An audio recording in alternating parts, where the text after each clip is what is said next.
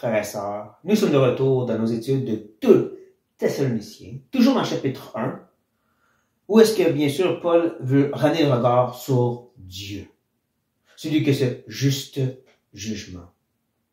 Et je pense que c'est adéquat, je pense que c'est même nécessaire que Paul pointe vers Dieu, parce qu'ensuite, au chapitre 2, il a commencé à parler de l'Antichrist et de la grande apostasie. C'était peurant. Et c'est pour ça que les Thessaloniciens, et nous aussi, on va se ramener au regard sur notre Dieu. J'ai mentionné ce juste jugement parce que ça devient un peu la fondation sur laquelle le reste du chapitre 1 est discuté. Et c'est vraiment un tout. Tout ce qui reste du chapitre 1 va ensemble. Mais nous, on veut prendre des bouchées. Donc, on va se séparer en 2. La prochaine fois, on va regarder le jugement de Dieu, mais cette fois-ci, la justice de Dieu. Ça va ensemble. Comme je dis, tout est bâti sur le verset 5, donc on veut revenir à ce verset, remettre la fondation, et ensuite construire avec les versets 6 à 8. Regardons à nouveau. Donc, Paul avait dit, c'est une preuve. La preuve, bien sûr, c'est qu'est-ce qu'il vivait, ses afflictions, ses tribulations, ses persécutions. C'est une preuve du juste jugement de Dieu pour que vous soyez jugés dignes du royaume de Dieu pour lequel vous souffrez. Je rappelle, le mot digne parle vraiment de faire le poids comme un combattant. Que Dieu utilisait ces choses pour qu'il fasse le poids, qu'il y ait un bon entraînement. Le poids de gloire, bien sûr, pour rentrer dans ce royaume. Et ça, c'était le juste jugement de Dieu, selon sa grande connaissance et amour pour eux. Ben, comme je dis, c'est de cette idée que Dieu est juste dans ces actions-là qui va les amener à continuer à discuter. Parce que, bien sûr, c'est normal, les Thessaloniciens pourraient se poser la question, mais qu'est-ce que tu fais de ceux qui nous affligent, Paul? C'est une chose que de dire, Dieu nous éprouve pour qu'on puisse être perfectionnés et sanctifiés, mais que fais-tu des gens qui sont en train de nous attaquer? Les outils que Dieu utilise pour nous faire du mal. Et c'est là qu'on arrive au verset 6. Paul dit très clairement, car il est de la justice de Dieu de rendre l'affliction à ceux qui vous affligent. Il ne faut vraiment pas manquer le petit car ici, qui connecte les tout ensemble.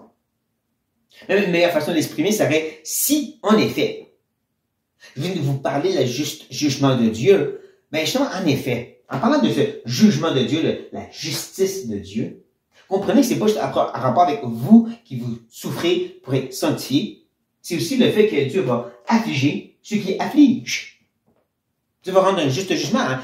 Ce que tu sèmes, tu récoltes. Ça compte aussi pour le mal. Et comprendre que ce principe, c'est pas juste un principe dans le monde. C'est pas juste une réalité comme le yin et le yang, qui est une loi de la nature. C'est Dieu qui est souverainement au contrôle de ces choses, qui agit sur ces choses pour s'assurer que ce qui revient, ce qui est récolté, soit juste. Parce que c'est lui qui règne sur ça. Mais il y a vraiment une chance que nous, on ne peut pas complètement comprendre la réalité des Thessaloniciens. L'affliction de la persécution, on ne connaît pas ça dans l'Ouest. Ici, en Amérique, ici au Canada. N'empêche, on peut quand même comprendre l'idée qu'il y a justement une opposition. Il y a l'opposition parce que tous qui ne sont pas régénérés, qui ne sont pas en Christ, sont ennemis de Dieu. C'était pas la même sorte d'opposition toujours, mais il y a cette opposition de résistance au règne de Dieu, au royaume de Dieu et ceux qui le représentent, nous.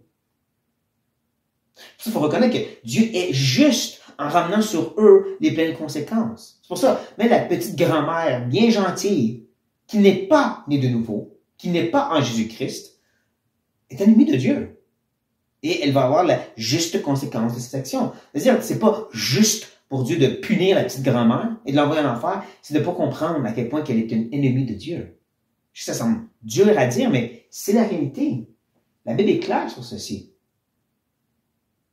Mais ce n'est pas juste à propos de la justice de Dieu. Dieu aussi est un Dieu de grâce, comme Paul continue de nous présenter. En leur disant, et de vous donner, à vous qui êtes affligés, du repos avec nous, lorsque le Seigneur Jésus apparaîtra du ciel avec les anges de sa puissance. Comprenez que même si on parle ici encore de donner, dans le sens de vraiment rendre justice, c'est grâce qui est présentée. En de nous donner du repos à ceux qui sont affligés, c'est pas parce qu'ils le méritent. Ici, c'est plus de semer et récolter. Ici, c'est pure grâce. Tu ne le mérites pas, je te le donne à cause de Christ. À cause de ce que lui a fait à la croix. Tu reçois le repos. Ne manquez pas ici le petit jeu de mots que Paul fait. Avec le mot repos, parlons de relaxer, comme d'enlever la pression. Le mot affligé parle littéralement de mettre la pression.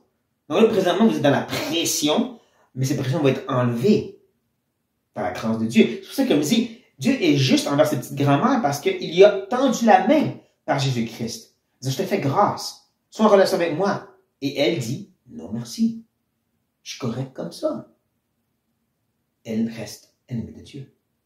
Donc la justice de Dieu va se démontrer vers elle, mais pour ceux qui se tournent vers Christ. Dans la petite grand-mère, comme dans les criminels, ils vont connaître ce repos aussi.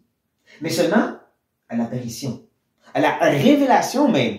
Comprenez le mot apocalypse, le livre d'Apocalypse, veut littéralement dire révélation, révélation de Christ. Ouais, le livre n'est pas donné pour qu'on puisse trouver les petits détails croustillants pour découvrir qu'est-ce qui se passe, puis on est rendu où. C'est pour montrer que c'est Dieu qui règne. Les bols, les trompettes, c'est Dieu qui les envoie. C'est les jugements de l'Éternel. Même le règne de l'Antichrist, c'est Dieu qui l'établit et qui le soutient jusqu'à son temps. Où est-ce que là, Christ revient et tout est rectifié. Le jugement tombe sur le royaume de la bête et Christ règne. Il va venir et rendre tout clair. Tout est centré sur lui. Même, vous le voyez comment c'est écrit, hein? Les gens de sa puissance. Et c'est vraiment même que c'est écrit dans le texte original. C'est très important. L'action, encore une fois, est centrée sur la puissance de Dieu, pas les anges. Pas les anges puissantes, les anges de sa puissance. Comme on l'a vu, sa justice qui s'établit sur ceux qui affligent. Sa puissance pour régner sur tout ce qui se passe et qui va vous amener à leur repos, qui va enlever la pression que vous vivez en son temps. Ceci, bien sûr, ne veut pas dire qu'on va être éprouvé jusqu'à la mort. Dieu, il fait grâce, même dans les épreuves présentes, mais ultimement, la vraie relaxation, le vrai repos se trouve au retour de Christ. C'est un moment que Dieu va tout remettre à l'ordre. Et donc, on voit que c'est centré sur ce Dieu et, comme je dis, l'apparition de ce Fils de Dieu, comme il continue de décrire dans notre dernier verset. Il va arriver au milieu d'une flamme de feu. Pourquoi? Punir ceux qui ne connaissent pas Dieu et ceux qui n'obéissent pas à l'évangile de notre Seigneur Jésus-Christ. Vous devez reconnaître ici dans cette image du feu dans lequel il va apparaître ce qu'on voit dans l'Ancien Testament. Ézéchiel, Isaïe, lorsqu'ils ont une vision de Dieu, il est en feu. Le trône est en feu. La personne de Dieu est en feu. Et comme on l'apprend dans le Nouveau Testament, c'est le Fils qui est là, pas le Père. C'est le Fils qui présente le Dieu invisible. C'est une représentation de Jésus, Paul nous dit, qui est encore dans le feu qui présente la pureté de Dieu, la sainteté, mais aussi son juste jugement. Dieu est un feu dévorant qui détruit ses adversaires. Il ne faut pas nier ceci. Parce qu'il va venir, c'est vrai contre ceux qui sont ennemis de Dieu, incluant encore une fois cette petite grand-mère qui ne se repent pas. Contre justement ceux qui ne le connaissent pas, qui ne sont pas dans une relation intime avec le Père à travers le Fils, à travers la croix, à travers la foi. Et ne manquez pas que l'évangile est quelque chose qui est obéi. Pas dans le sens obéir aux œuvres, faire des bonnes œuvres. C'est pas le salut par les œuvres. C'est une obéissance parce que l'évangile est un commandement. L'évangile que Jésus a prêché et les autres aussi, c'est repentez-vous et croyez à ce que Christ a fait. Reconnaissez que vous êtes pécheurs, que le chemin de Dieu est sur vous d'une façon juste, que vous méritez d'être séparés de Dieu pour toujours. Et détournez-vous pour vous donner où? Pas vers des bonnes œuvres et la religion, non vers Christ, qui est tout accompli. Sa mort expiatoire pour tes péchés. Sa justice qui te couvre par la foi, tu te confies en ça. Il y a de l'obéissance dans ça. Mais encore, la petite grand-mère, elle dit non merci. Et elle reste ennemie de Dieu. J'ai pensé à la petite grand-mère, mais parce que le but, c'est vraiment que Paul représente deux contrastes ici. L'œuvre de l'homme, présentement sur la terre, où est-ce qu'il afflige, où est-ce qu'il désobéit à Dieu et son appel à la repentance, à la foi. Mais qu'est-ce qui va arriver, ce rebelle-là? C'est que Dieu va amener l'affliction sur lui.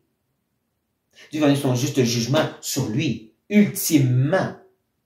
Comme si le focus, pour dire un bon mot anglophone, la concentration principale, c'est Dieu.